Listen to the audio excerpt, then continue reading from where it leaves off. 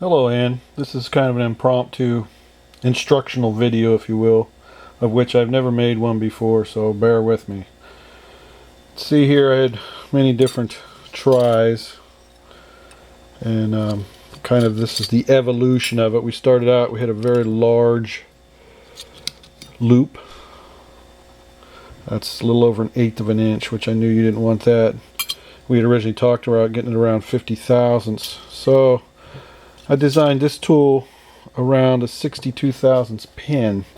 Now I'm actually going to bend one of these, but I've only got one strip, one very small sample to bend with. I've used up everything I have that's the right gauge.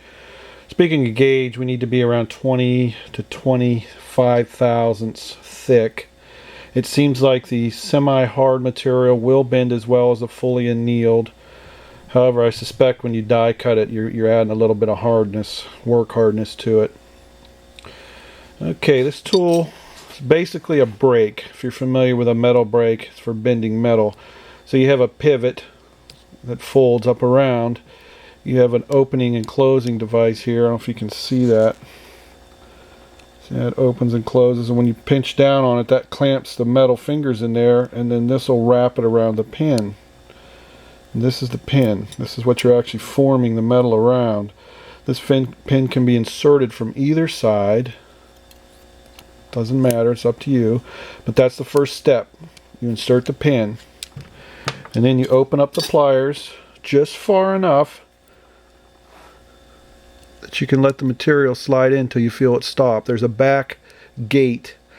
Now if you open too far, it can slip further back than it needs to, but you'll know it's pretty positive when you get it in the right place. It locks in there. Now you can see how it's all set up now, so that when I fold this arm up, it's going to start wrapping that around. So at this point, you squeeze pretty heartily on the plier itself, and you give it a turn. Let go of that. Open these up just enough that you can allow this to be unclamped, and you roll it back down around. Now right now, to show you where we're at, I'll pull the pin out, and you can get an idea of what has just happened. We formed that much of the arc. Okay, let's see if we can get this back in here now. Okay, there we go. Now then, you want to be able to pull this back out against the pin so you're tight up against it. In other words, pulling out this way. See, it can go in a little bit. So you want it to be out. You'll feel it come against the pin. Just applying enough pressure to keep it snug, but not enough to squeeze it. Once you feel it sitting against that pin, then you take and you roll it again. And you just keep doing that, pulling it back against the pin and roll. Now you'll see we're starting to develop up. See, we're about halfway there. Alright, so again, you index it down. Make sure it's out against the pin. Every once in a while, if you open too far, this arm will get caught in there. You just got to pull it out so it's not in the way. And this can clamp up. Okay, nice and pulled out, straight, another roll. We're getting close to the end now. The last one will be only up till you see it closing against itself. Okay, that would be what I consider a full hinge. Now it is possible to continue wrapping this around, but I don't know if that's what you're after. And I would say that the distance that is left on your piece, that is to say the extra length on those fingers, that would be how much you'd want to snip off initially if you wanted it right up tight against there.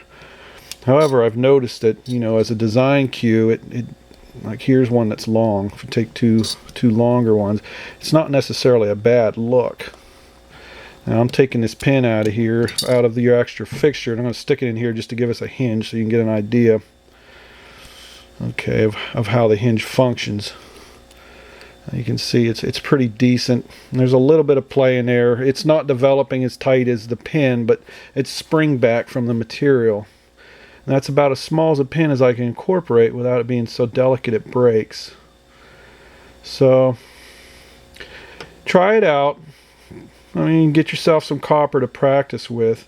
Now when you die cut these, I've noticed as I cut thicker material, I cut all the way up to 40 thousandths material. Excuse me, 50. That's what this is here. 50 thousandths. This is 24, the stuff I just showed you as an example.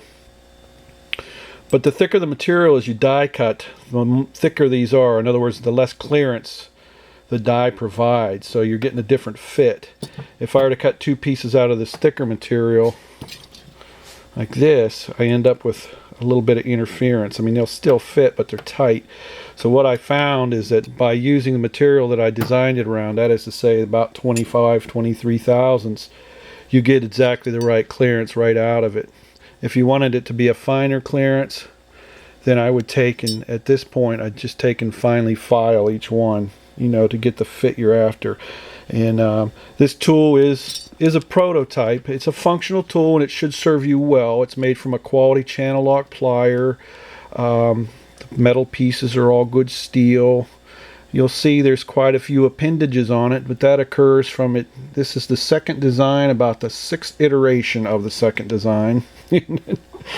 And as I developed it and got closer to what it was going to take, it grew this little subplate on here and so on. But essentially this tool is the basis for something I'm going to continue to work on. I want to make a tool that'll bend squares and help make all like bezels, square bezels, rectangular bezels, octagonal bezels, etc. So use it. If you don't like it, that's fine. Send it back. That's okay. If you do like it, I'd like to get the $100 out of it we spoke about. I've got a lot more than that in it, but I learned a lot from it too, so I'm considering that the cost of learning. So there you go, and thanks for giving me the opportunity. I'm sorry it took so long, but gee whiz, this is just a lot of trial and error to get this to work right. So thank you.